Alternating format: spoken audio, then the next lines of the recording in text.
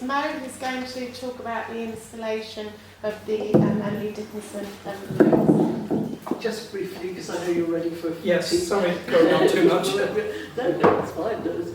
But, I mean, that's really helpful because David Caddy's given us some of the content of the workshop that quite a few of us here embarked on. And Susan Howe writes in her foreword to the Gorgeous Nothings, for Proust, a fragment is a morsel of time in its pure state. It hovers between a present that is immediate and a past that was once present. Can a mark on paper surprise itself at the instant of writing? Our group response to David Caddy's workshop is remarkable in the way the writers capture moments with an intimacy and immediacy, and we hope to show that here in the examples that we've brought to the exhibition. There are fragments, envelopes and flights of connection. Some responses are epistolary, addressed to others, and some are self-addressed, offering insight and depth.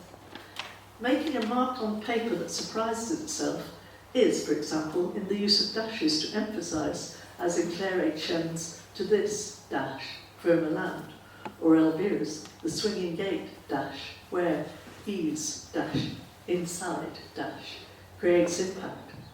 Ethel's insertion of the word was, or scribbling out a deletion, shows urgency and immediacy in the movement. Transition in the physical act of making a mark or word is powerfully shown in Penny Hope's Domestic Fragments, where the water runs down in condensation conversation and butter melts as if butter wouldn't melt. The use of envelopes in the exhibition hold mystery, anticipation and secrets, and some of you have Leslie Burt's origami envelopes to explore, and I think it's that lovely thing about writing and envelopes that is very attractive. They are full of extra messaging, such as Gerald Killingsworth's Draw Your Own Star Sign. Sometimes the envelope itself has been used as a construction, like Richard Foreman's This Is a Cardboard, and some, like Janet Hancock's, have constructed an envelope containing their poem. Jane Wheeler has, in her beautiful and moving series of window envelopes, emphasised the exquisite eternal nature of all the unnamed in her Applecross Lochs. Leslie Burt's fabulous Origami, which is here, where bombers become butterflies, and Val Bridget's quartet poem that begins Alors ce soir, chérie, tonight, are enticing and energised. They bring joy at the same time as addressing dark and difficult issues. And I think it is these facets of energy, immediacy and urgency that have been inspired by the workshop and brought into the contemporary domain. Memories are here too, in Penny Hope's epistle and Sarah Watkinson's A Dog-Shaped Hollow Follows Me. There is something about this way of working that is liminal and allows us to reach the unreachable.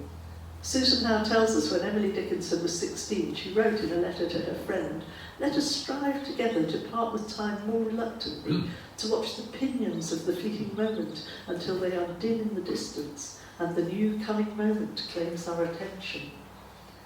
I refer to Claire Coleman's Garden of Hope in issue 80's Electric Blue column. Her garden includes a feather, and I have suspended feathers in the installation. And I think it was Elvira that referred to feathers and opinions, was it? Yes, which I liked. Dickinson's famous line, "Hope is the thing with feathers," and Howe's reminder, oh, I've done that bit, sorry. And then it's beautifully referenced in Hugh Gwyn-Jones' beautiful 3 Songs for a Seabird, which is the one on the right-hand side of that board, where the words flow seemingly effortlessly around Nicky Gwyn-Jones' stunning photo and synthesises a work of art. This evening, Andrew Hennon will be talking about his work, Self-Addressed, which predates and closely relates with David's workshop on Dickinson.